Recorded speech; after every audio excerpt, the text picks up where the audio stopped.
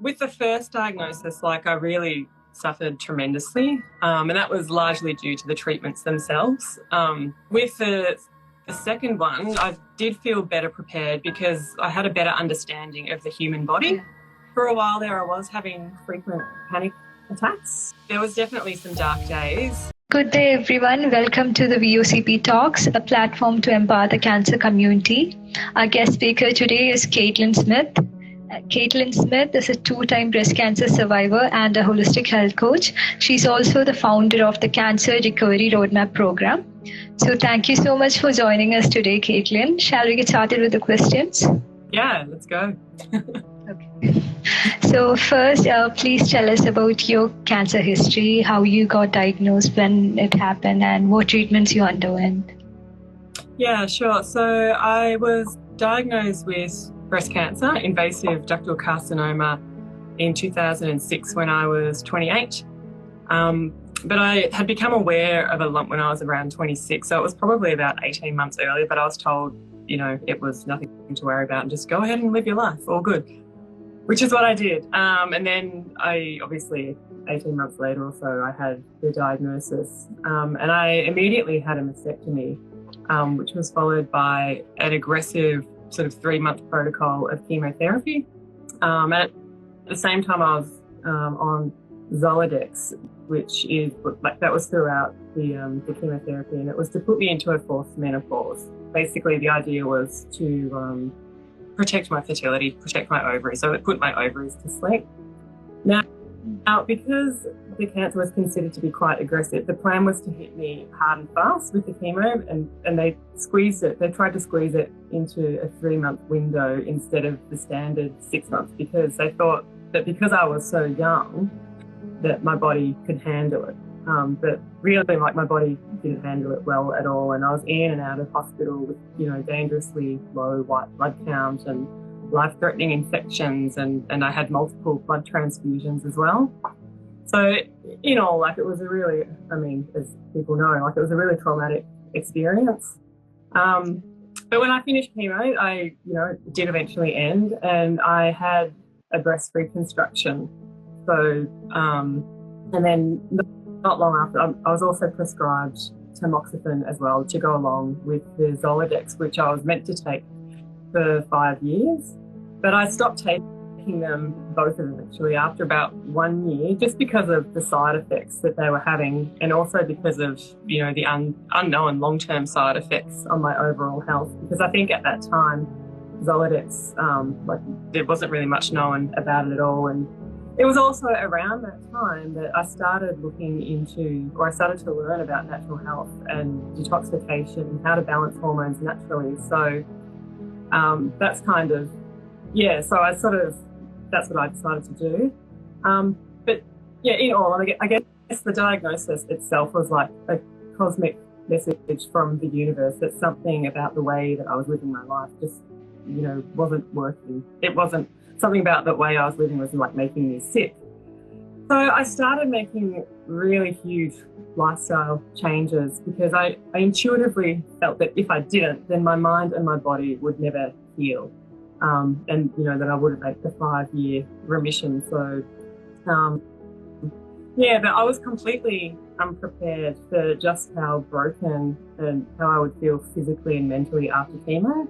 And I really just didn't know what to do. I needed time out. I needed to get away and, just even for a few months. So I packed up my things and I followed the sun and just thought I'm going to go away and just heal for 3 months. And anyway, 3 months turned into 10 years. I was up in this beautiful part of Australia by the ocean, and it was really just so that I could catch my breath.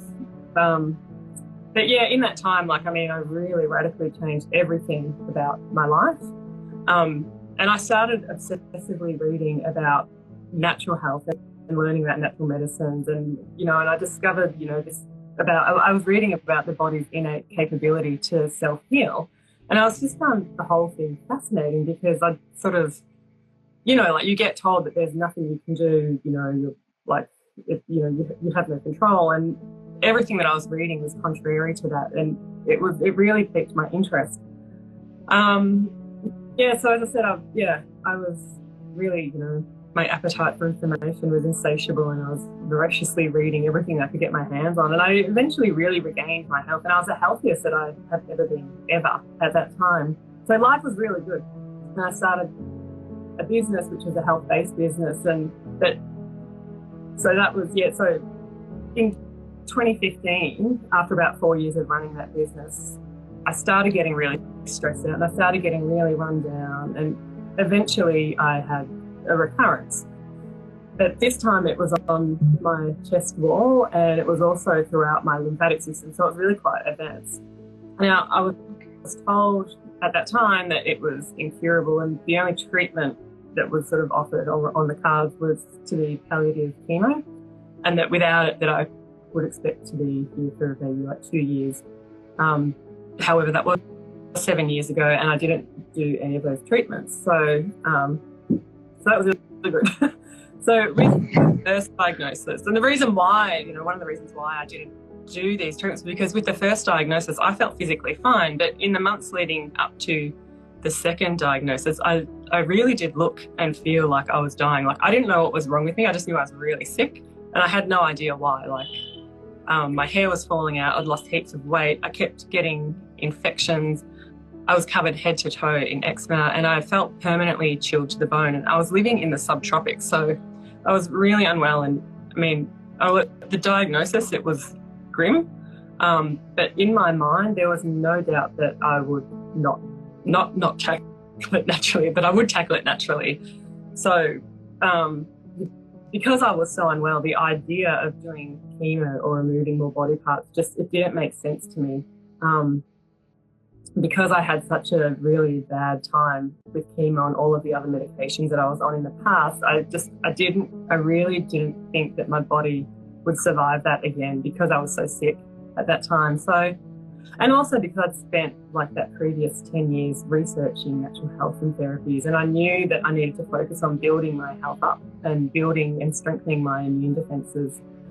And so I took the holistic route, and I knew that there were still a lot of things in my life that needed work. I wasn't practicing the self-care that I sort of preached, and I had to switch things up again.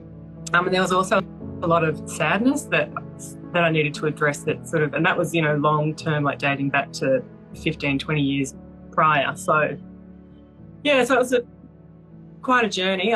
I explanted the silicone implant, the breast implant. I had that taken out, as well as one problematic lymph node at the time, just because I thought, well, while I'm under, I'll just get this one. It was a problem. But other than that, I really just focused mainly on building up my nutrition, detoxification, parasite cleansing. I went to Mexico to one of the clinics there. I did ozone therapy, and I also did a lot of IV vitamin C. I did hyperbaric oxygen and enzyme therapy. But when the money ran out, I did a lot of fasting. I was taking a lot of various herbs. I looked at different other things. I did high dose cannabis oil, like the THC, for a while. I was making my own liposomal vitamin C. I was doing infrared sauna therapy, and I started practicing yoga and doing a lot of like the meditation and the mindfulness stuff. And I started doing a lot of mindset work and dealing with past hurts and past traumas. One thing that was like the missing link from the first time around. So I still had a lot of like emotional baggage that really was kind of like the elephant in the room that I needed to face. And so eventually I did regain my health, and I had some scans, and everything had sort of shrunk. And at one point, like there was a few nodes that were still there, that were still prevalent, but they had shrunk in size. And so I just kept doing what I was doing. And then about a year, I think it was 2 years after that, I went back for another scan, and I was no evidence of anything there. So it was a big journey. It was, pretty full on. But yeah, that's sort of what I did. Okay. So this really long journey started back in 2006 when you first got diagnosed? Yes. And during... Okay. Yeah. And during your recurrence, you completely went the holistic route. Yeah, as I said, I had just when I had the breast implant removed, there was also one lymph node that I had taken out as well. But after that, yeah, it was, I did a little bit of integrative medicine. So there was some other things that when I went to the clinic in Mexico, I had some, I was taking high doses of melatonin for a little while, and I was on metformin for a little while, but I didn't really see those through. I just kind of, just went back to doing like the high doses of IV vitamin C and ozone therapy and, like a lot of sort of fasting and cleansing and a lot of like lots of nutrition, high doses of nutrition, a lot of vegetable juices and that sort of thing. Almost a sort of a pseudo kind of Gerson protocol. Okay. So yeah. So okay, how did these two diagnoses affect your mental health? Also, when you got diagnosed a second time, did you feel better prepared to deal with this disease mentally? Because you had learned a lot, you had read a lot. Did you feel prepared? Yeah. So with the first diagnosis, like I really suffered tremendously, and that was largely due to the treatments themselves. But with the second one, I did feel better prepared because I had a better understanding of the human body. But there was definitely some dark days. That was probably more to do with me comparing myself and where I was at in life with like my peers, because I felt, like I had to move out of where I was living because I couldn't afford to live there, because healing became my full-time job and I was spending all of my money on that. And also, like, I was feeling like I'm 20 years behind financially than, other people my age. So there was all of those sorts of things. So, like, that was like that was kind of always on my mind.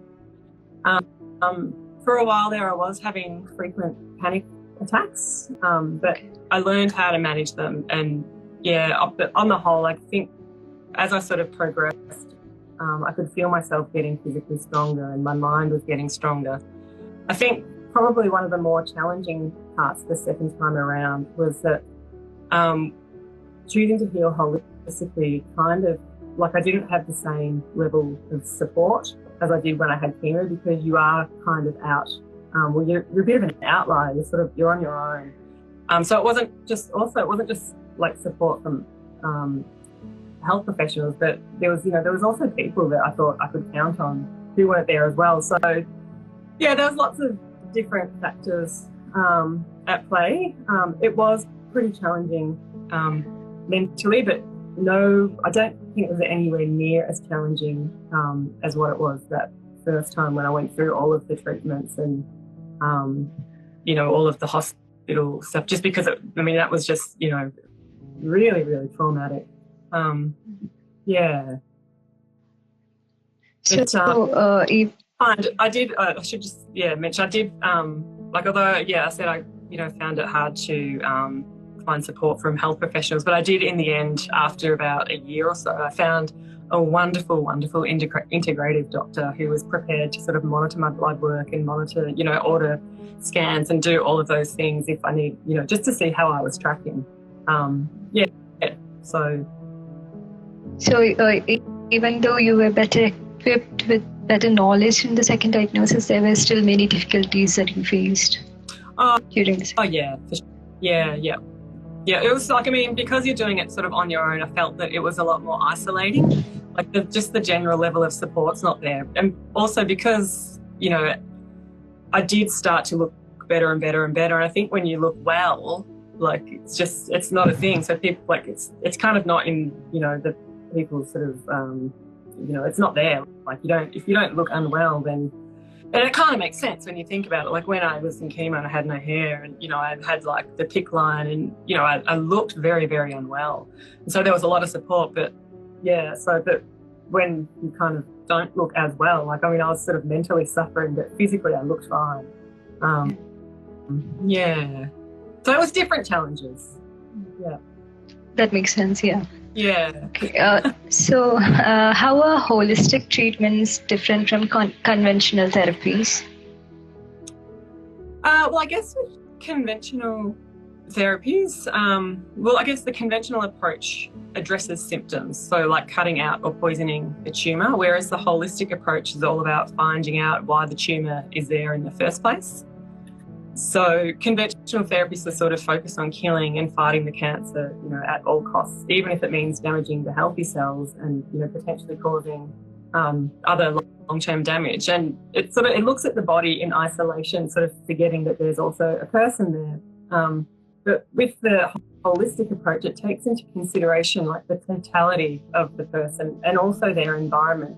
And it considers and looks at other factors within a person's life and what could have or might be contributing to the development of disease. So it could be nutritional deficiencies, it could be hormonal imbalances, it could be, your gut health, environmental factors like exposure to things like heavy metals or toxic mold, like mold, radiation, carcinogens. So there's a lot more investigation. Even dental work is taken into consideration, and infections in the mouth. And also how well the organs of elimination are functioning. But one thing, and I think this is really key, is that it takes a holistic approach. It takes into consideration and it recognises the effect that past and current emotional traumas can have, like, on the physical body.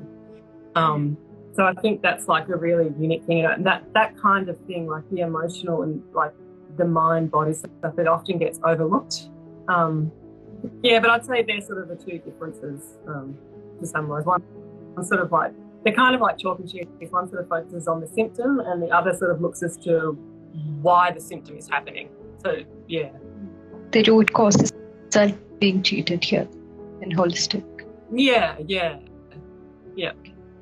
Sorry. So now you're a holistic health coach. So do people with different diseases approach you for this treatment, or does it work better for specific sets of diseases like cancer, perhaps?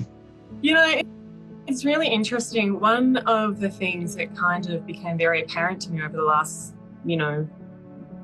15 or so plus years is that at the root of just about every chronic illness, it seems to be that the body is either, like, the person is toxic or deficient. And now toxicity, it's not necessarily just like environmental toxins or toxic food. It can also be, toxic thoughts or toxic emotions or, what else? Like toxic relationships. So all of these things, they also have a physical or a physiological effect.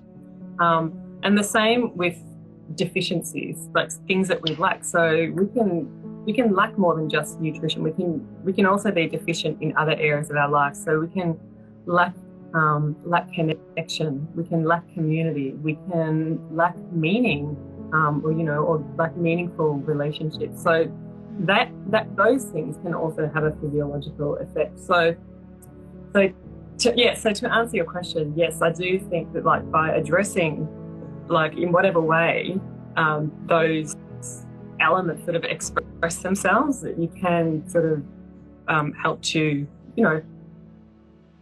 I guess, like, help to create the environment where the body can heal. So people with any disease can actually find holistic treatments useful. Chronic illness, yeah. So like autoimmune conditions, like other chronic illnesses. So, yeah. Okay. So do you know any really good activities that somebody could follow after their treatments to ensure better healing and recovery? Yeah, I think any activity where the mind and the body are connected, and that, because it helps to increase our stress tolerance, and that's going to have a positive effect on our overall health. So things like running or dancing or swimming. I personally really, really like yoga. I think it's incredible for this because it engages the body and the mind by combining breath control with physical movement. And so that, that helps to increase vagal tone, which is essentially strengthening the vagus nerve, which is a key part of the nervous system. So it brings down stress, and you're also strengthening your body at the same time. So it has an overall beneficial effect on, you know, the body and the mind. And that's, you know, largely because you're sort of, the focus is on balance and breathing, and it forces you to stay present. So that's a really good thing. And also, like, you build strength doing that kind of, you know, you can build your strength because you're using just your body weight for a lot of the asanas, the postures. So I really like yoga, but it's just really, I think, as long as you're doing anything that where you use a little bit of energy, because you need energy to create energy. If you think about how good, or, you know, how energized you feel after you have a really good workout, or, you know, after you go for a run, you feel more energized. Well, it's the same thing. So we need to sort of spend a little bit of energy to make the energy. It's kind of like you're investing in the energy. So yeah, yoga is like my personal favorite. I wish that I had known about it was, you know, in the months and years when I was recovering from chemo, because it really did help to bring down my anxiety. It helped to, you know, just, it had a really beneficial effect. But yeah, as I said, I think anything that sort of gets your heart rate up a little bit, but not exhaust yourself, and something that brings you joy. And another thing that's sort of overlooked is also cultivating like a growth mindset. Because, you know, ultimately it's our mindset which is going to propel us through any given situation in life. So doing, you know, a bit of personal development work, I think they're also good things, like activities to also engage in, you know, and really strengthening the mind. Yeah.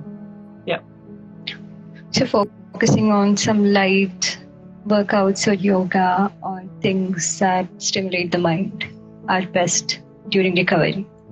Yeah, I mean, yeah, definitely things that sort of engage the body and the mind. You know, when you're focusing on your breath and also doing and balancing at the same time, there is that, you know, it brings you to the present moment. But, you know, swimming or walk, even just like a 30-minute walk outside, you know, riding a bike, anything really is going to be helpful because you're generating energy. But I just think, yeah, I mean, obviously it's got to be within like your means and what you feel capable of doing. You don't want to sort of overdo it, but you don't want to like just sort of not do anything either. So it's good to just, you know, strength training is really good. Even just like walking around you know, going for a 30-minute walk out in nature, brilliant. Okay. Yeah. So could you tell us about your cancer recovery roadmap program? Yeah, sure. So it's really designed for women who are in their, say, 30s and 40s and on the other side of traditional cancer treatments. And if they want to manage their recovery holistically, to transform their health and restore confidence in their body so that they can overcome the fear of recurrence. So it's essentially a step-by-step, complete sort of lifestyle cleanse where over a period of 12 weeks we systematically detox, nourish and rebuild the body, mind and the spirit. And the cool thing about it is that the program, it's delivered online, but it's also done within a community of fellow thrivers. And I really cannot stress the importance of having a community of people who know exactly what you're going through, because look, that's one of the things that I really struggled with, especially because I was, you know, in my 20s and I didn't know anyone who'd had cancer. You know, like apart from, you know, like my grandparents, you know, people much older than me. So, yeah, and it's good to just have other people who can, you know, who know what you're going through a similar thing, and you can keep each other accountable. Yeah, so that's a really good thing. But yeah, so throughout the program, we cover things like how to target various parts of the body to detox in the correct order, because that needs to be done safely, and, you know, there's a way to do that, and that will help to improve immune function and overall health. We look at inflammation. We've got lots of recipes and things that will help to drive down inflammation, because inflammation is a key driver of cancer growth and spread. So we want to sort of reduce inflammation. We also, look at gut health as well. That's a big part of it. So we sort of look at things healing and restoring, ways to restore the gut, because that just gets an absolute hammering after cancer treatments. And the other really important thing that we cover, which is often missed in favour of sort of nutrition, is the mind-body connection. So we look at things like the cancer personality and how to cultivate an anti-cancer personality, and practical tools for managing stress and letting go of toxic emotions, reducing anxiety, and, you know, a lot of, looking at, I guess, sort of mindset kind of work. So it's really comprehensive. So yeah, in short, it's really just creating an ultimate anti-cancer lifestyle that will reduce the risk of recurrence, with each module building on the previous. So it's kind of like habit stacking, and that's sort of how we create, you know, long-term sustainable habits that set us up for success, basically. Yeah. So, okay. Yeah. Okay, so you have mentioned toxicity a few times. So I was wondering if cleansing and detoxification refer to the same thing. Also, how can someone get started with detoxification? Yes. So they're similar. So detoxification is defined as a process by which the body gets rid of harmful substances or transforms them into something harmless, and that thereby restores the body's innate healing ability. Cleansing is defined as removing dirt or making, you know, something clean. So, you know, you clean your teeth or you clean your car, whatever. So both are comparable, though, to cleaning your home. So if you imagine what your bathroom, your kitchen, or like your living area would look like if you never cleaned it, you know, for 5, 10, 20, 80 years even, it would be filthy. Like, you know, dust and garbage would pile up, and bacteria would breed and bugs would move in. And living with these festering conditions, it would be really unhealthy. And so we can think of our body in a similar kind of way, because after all, our body, this is our real temple. So it's important to cleanse sort of, you know, reasonably, like to keep our bodies clean. So, I mean, our bodies produce toxins as normal byproducts of metabolism, but we're also exposed to hundreds, if not thousands, of toxins every single day.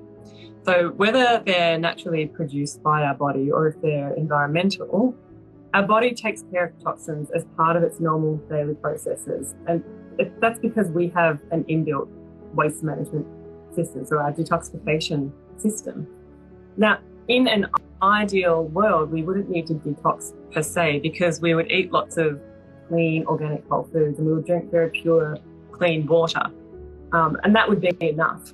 Our bodies, sort of like that waste management system would take care of it. But unfortunately, we live in the modern world, and really we're bombarded with toxins from the moment we wake up to the time we go to sleep, and, you know, and even while we're sleeping. I mean, we ingest toxins, we inhale them and, you know, absorb them through our skin.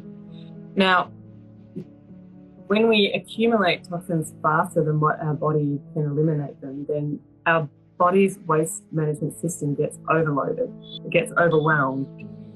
And when our bodies get overwhelmed, then those toxins no longer get flushed out via the normal elimination pathways, and instead they build up in our bodily tissue. And that's in itself is a major contributor or a major factor in the development of disease or chronic illness, any chronic illness. So I think the easiest way to get started is to, first of all, just try to stop exposure. And that can just be as simple as sort of going through, you know, your house and swapping out household products that contain harsh chemicals for things that are sort of labelled as, you know, chemical free or, like, you know, environmentally friendly. And the same for personal hygiene products as well. I know us women, we put a lot of, you know, things on our skin and, you know, different perfumes and cologne and you know, products. So a lot of these things, unfortunately, do have, you know, contain synthetic chemicals that our body doesn't recognise and it doesn't know what to do with. So if we can swap a lot of these products out for things that are, you know, labelled as non-toxic, then that's a really good start. the other thing is to increase like your intake of fresh fruits and vegetables, because that whole detoxification process really relies on specific nutrients in order to, function properly. So by eating like, increasing like the fresh whole foods, as well as sort of eliminating sort of exposure where we can, that's a really, really simple way just to get started, which will have a huge impact actually on your overall health. Yeah. Okay, so I think we are out of time now. What is... Yeah, it's a half an hour. Oh, wow. It's been half an hour. Cool. Yeah, it's been so fast. So what's your message to our cancer community here? I think what I would say is that the human body is a sophisticated, the most sophisticated machine and we all have within us an innate ability to heal. Our body is always working towards homeostasis and to restore balance, and it's like our body knows how to heal and it wants to heal, but we have to remove all of the interference so that it can actually do that. And so what that means is that we can't heal in the same environment that we got sick. So if you do the same thing that you've always done, you'll always get the same result, right? So we need to change our environment. We need to create an environment where our body can heal. As my doctor explained many years ago, if you have a fruit tree and it's producing bad fruit, simply cutting off the fruit, it's not going to correct or solve the issue. It will continue to grow bad fruit. You need to improve the soil. So you need to give it the right plant food. You need to test the soil. What is it missing? Does it need more nutrients? Does it need more minerals of some sort? Is it getting enough water? Is it getting too much water? Has it got enough sun? Is it not getting enough sun? Does it need a probiotic? Is it too acidic? So we can think of our body in the same way. So if you kind of apply that same sort of logic, like we can cut out and poison the tumour or the cancer, but it's band-aiding the symptom. We need to also improve the body's overall terrain. So, that could look like cleaning up the diet, balancing hormones, nutritional deficiencies, addressing infections, emotional trauma, all of those things. And also I'll just say I'm also running a masterclass on Wednesday, the 30th of August at 7:30 Australian Eastern Standard Time. And it's called Remission in Your 30s, the number one thing I did to recover my life after cancer. And so if anyone's interested in that, the link to register is in my Instagram bio. So, that was a wonderful message. Thank you. Okay. We will end the session now. Okay. So thank you so much, Caitlyn, for joining us on today's live session and on cancer awareness. Your insights were really valuable and are sure to have benefited many of the viewers. So would you like to let them know how to reach you on social media or anywhere else? Yeah, sure. So my probably Instagram is the best way. So if you're on that now, it's Transformative Health Coach. And if you go to the link tree that's in my bio, there's just various ways that I've got a couple of free resources, and also the link to the webinar, and a link to a Facebook group that I also run for survivor sisters who are looking to sort of, take back control of their recovery naturally. So thank you. Thank you so much. Okay.